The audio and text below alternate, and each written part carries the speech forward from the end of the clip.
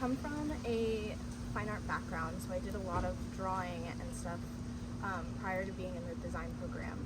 And now I like to include a lot of physical making into my design practice because I feel like it's putting a part of me into every piece that I'm making.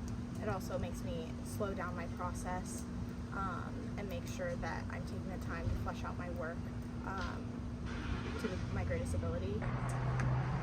I feel like in terms of graphic design, I didn't have like a content, like there wasn't something I was trying to make, and I had ideas, and like obviously like writing became an important part of my practice at some point, but in terms of like a visual aspect, something had to happen for me that like was something that I wanted to make. Like I feel like the physical practice and like that being an outlet and like another way to convey ideas outside of that writing became really important for me. So I feel like physical making is an integral part of my practice because it really is important to me to connect with my work, and the feeling of accomplishment is much greater with physical creating and physical work. And when I create digitally, I don't feel that as much, and I think it's also the importance of understanding the materials I use and the products I use, whereas I don't get that from digital making because it's simply a click of a button. So just the overall aspect of the accomplishment and the feelings and the work put in is why it is a big part of my practice. What is your definition of the universe of physical making? My definition is basically the overall encompassing of like ritual, tradition, and just basic experimentation. It's going through history, and as history changes, it changes, but it's the circling back of those important aspects of the physical making, like sewing or things like that, that were very important in history and was the only way to make physical products, but that it has now revolved all the way around to come back and be a part of our physical making. How do we push through perceived boundaries of personal practice in GDES using physical experimentation? I think we push against those perceived boundaries through doing something that's unexpected of us. I think that physical making isn't something that a lot of design students are venturing into because design is something that we kind of think of as digital and being solely digital now in like the modern age, the digital age. So I think, yeah, we're doing something that's unexpected. So therefore, pushing the perceived boundaries. How do you move through the physical world in a way that relates to your practice? Okay. I think that a lot of a part of these like personal projects that we have to make, it's having those like thoughts and ideas and like lived experiences that you bring into your work, and that I feel like has to do with like it being personal and like that sort of layer of vulnerability where you're getting a view into someone's life in some way. So I think that my work being a lot about like relationships and friendships and the people that you interact with and just like the societal layers, right? Like it's all of that. I feel like a lot of that just has to do with existing in your everyday life and bringing those experiences into your work.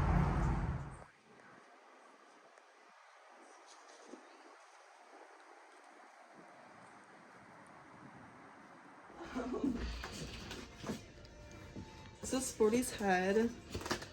It's not her birthday, but it almost is, at least for me. And then I also keep her tail. It's here in storage, but it does say horsey, and it attaches to the back of my bike. I just have to put like a little stand, a little frame thing on it. So very easy.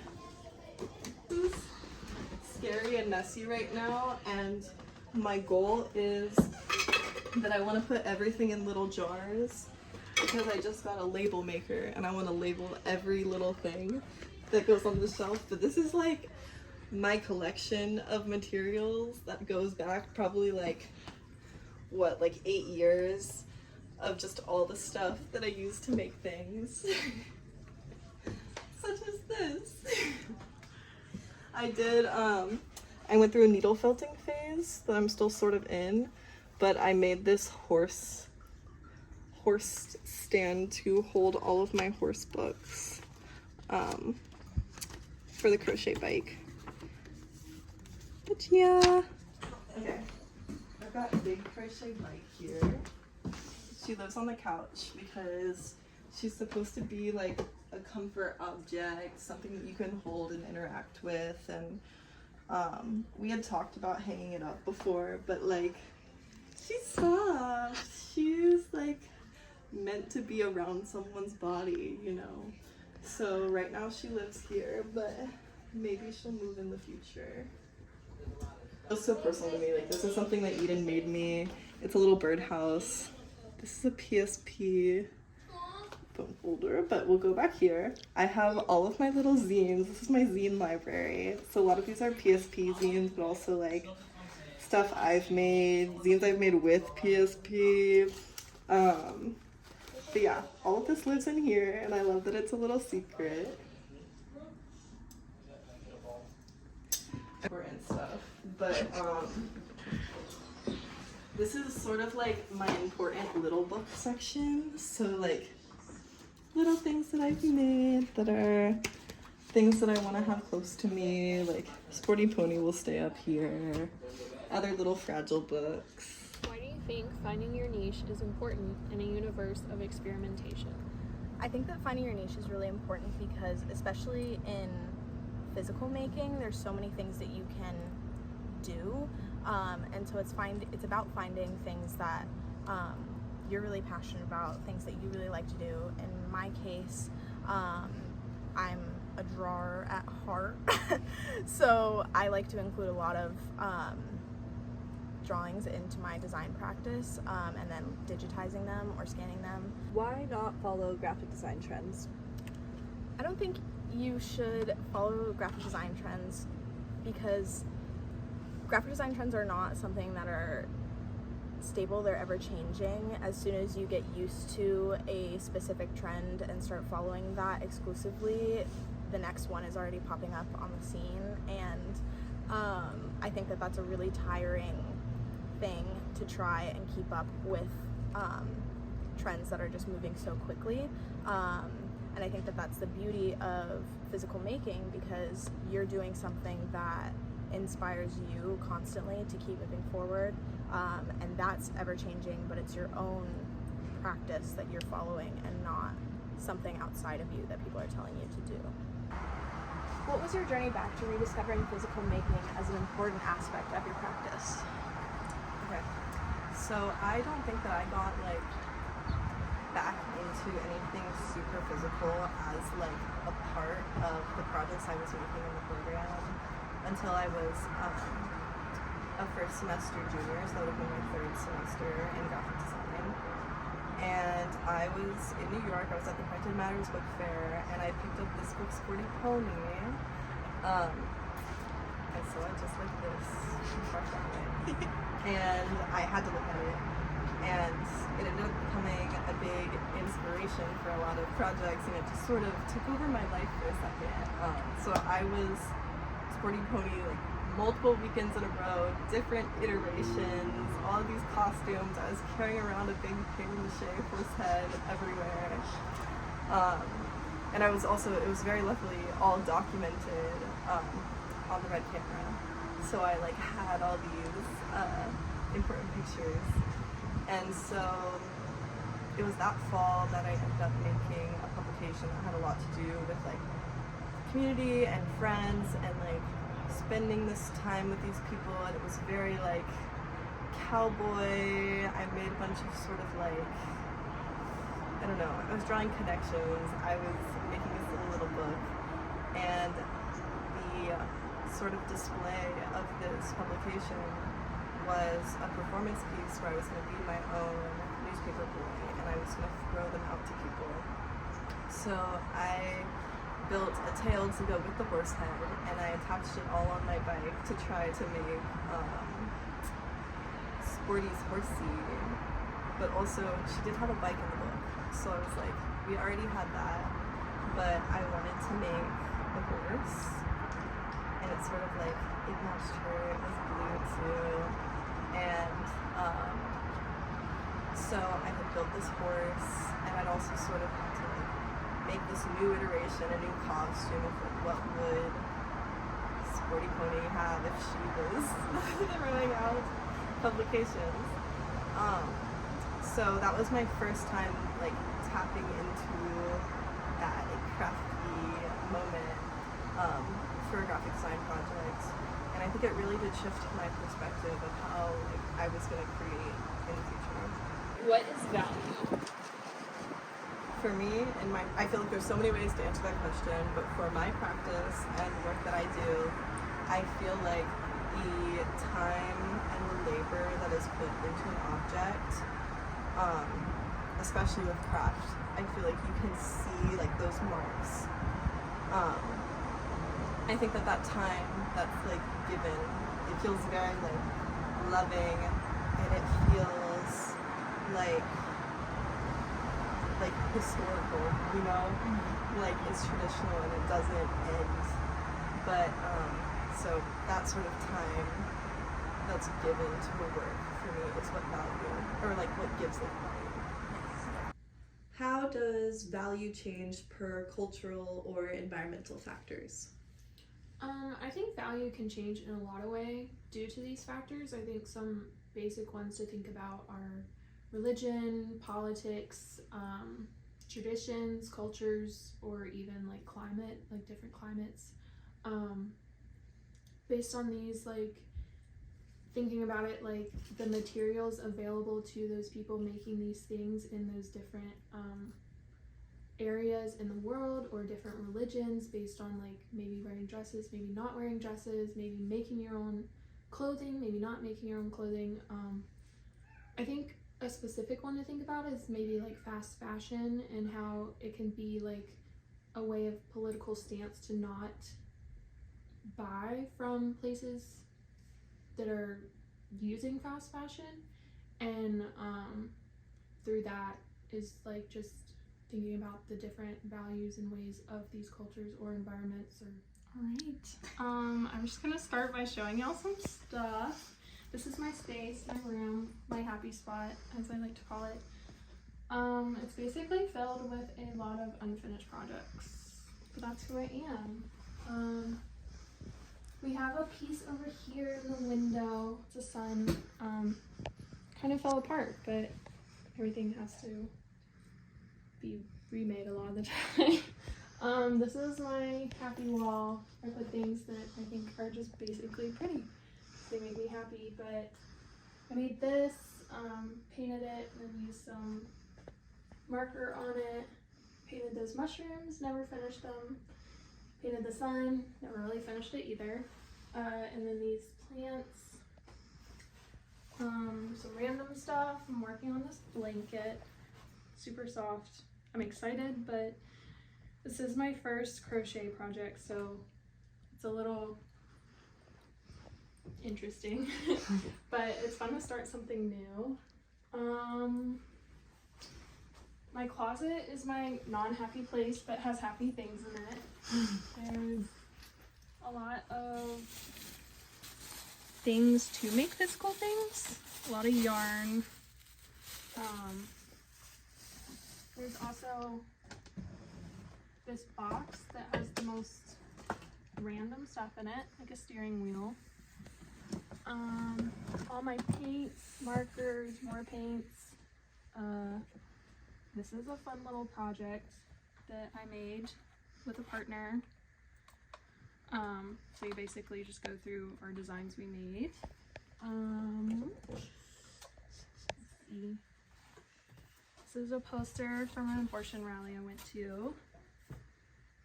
This is one of those, like, it's like paint by numbers but with sequins. Only made it that far, and I've had it for like a year, but it's progress and you get somewhere at some point. Oh, also I I am really family oriented and like want to be surrounded by people, so I really focus on like photos and pictures because it's like living in a memory, which probably isn't the best thing, but that's what I like to do. This is another thing that is unfinished. We can move out here. I live with my sister, so we have a photo gallery with like my parents, us as kids, us now, us then, my brother, me and her, my mom and my dad, my cats. Just really like to be surrounded by those. My living space. I got really into pottery for a while, which I still really love. I just don't have a potter's wheel, but I made this little cup and I made this little vase thing. But all my plants are dying, so I don't want to talk about it. And lastly, are these pieces of art which my mom makes, and she is probably my biggest inspiration, and she's like my person and my sister's person, and so we want to just like have her around all the time, even though she's 3.5 hours away. So these are her pieces and they're very treasured. Our society functions at speeds not designed for artistic labor. Does slow or fast labor change your view of the success of the piece? I don't think that fast work is inherently bad. I used to work really quickly, and that's because I was working solely digitally. But once I started including more physical making into my work and it became a slower process, I found that I was able to flesh out all of the parts of a piece that probably wouldn't be touched on if I was doing it super quickly. So I think in that way, slow work is typically more successful, at least for me. How does slowing down your process benefit you? I think that slowing down my process benefits me a lot. For instance, I did this piece last semester where I made a series of physically made posters instead of doing them digitally, which turned out to be kind of a challenge, but I think that I was really able to understand like poster making more through that, and appreciate it more, because I was doing it all by hand and because it was such a slow and sometimes grueling process to figure out how to successfully make a poster that's not being, printed. Y'all, welcome to my room. I have a lot of personal, physically made work in my room. For instance, some of my bigger pieces I have here, they're supposed to be hanging up, but tape failed me. This is a piece I did my freshman year, fully graphite. A lot of it mechanical pencil, fun fact. But yeah, I do a lot of like figural drawings, or I did before graphic design. These are some handmade posters that I made that explore the senses and how that can be a way to pull you out of a panic attack. I have, let's see, some more kind of, I got into like political artwork my freshman year, so that's one of two. And I have this one here. Some more like high school pieces. I was really into pen and ink, so I have a lot of that kind of work. I explored with printmaking with this piece here that's from a linoleum slab that I carved in high school. And then this is a quilt I made my sophomore year. This was like my biggest sewing project I had ever done by myself without the help of my grandmother. And this is talking about like physical safety versus psychological safety. So a lot of these things, these are little things that people submitted to me through a Google form of like what makes them feel psychologically safe. So not a lot of them are like physical safety, like when it's light out or I do a lot of doodling. So here are my doodles. It's very haphazard, but these are just kind of mindless pieces. And a lot of these I'll digitize and edit to make larger pieces. These were some of my drawing final pen and ink drawings that I did freshman year in AFO. I love a good cross hatching scenario. And a wire piece that's like what are those called when it's like blind contour drawing. So if you look closely it makes a face, kind of. But yeah, that's it. I think that might be it for what I have. How does slow work add value? I think slow work can add value to the maker, like in what they're making, and also for the viewer of the work. It's basically taking the allotted time needed to really think about why you're making this, what you want to make with it.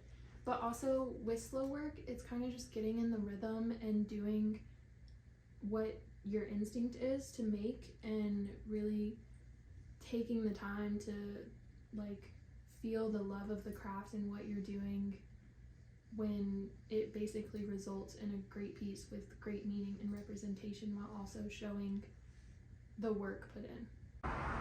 Can you speak on ritual as an aspect of this type of work? Yes.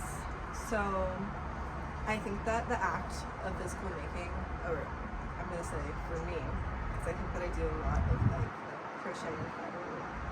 So that sort of repetitive action and these like repeating motions that are engaging, like you're involved in it, but it also is slightly mindless. That practice and that patience and that time, I see it as a very like meditative loop. So I don't know, what feels ritualistic to me? It's such a tradition too. I think that it's passed down. Most people, or at least in my case, you learn from family. Like that is something that has such a history, and it is such a tradition, and it's also passed down like through women usually. I think that that's as like ritual as you can get. You know, it feels very like primal innovation, and I kind of like that. What, as an artist, made you want to be a graphic designer? I think graphic design is, in my head, such a broad spectrum, and it's literally everywhere. Like it can be anything, and I think it was really finding out that it can literally be most anything. It can be physical, it can be digital, it can be anything. Really like drew me towards it. And the fact that it's always changing, there's always different things that you can do, different things going on that you can like create about or design about. And it is so big and broad that it allows you to find your specific niche or what really inspires you to design. How do you hope to use graphic design for your own purposes in the future? I think overall that's a good question, because I'm always lost in my practice, but the more I grow and the more I find out, the more I figure out better where I'm trying to go. I think I hope to use it in a way to spread information or aid others in a way of finding information. I really draw towards like attention getter design, like bright design, bold, big, stuff like that. But I also always want to like bring in the physical aspect, because I think physical design is always received better than digital design, and it just like resonates with your viewer better.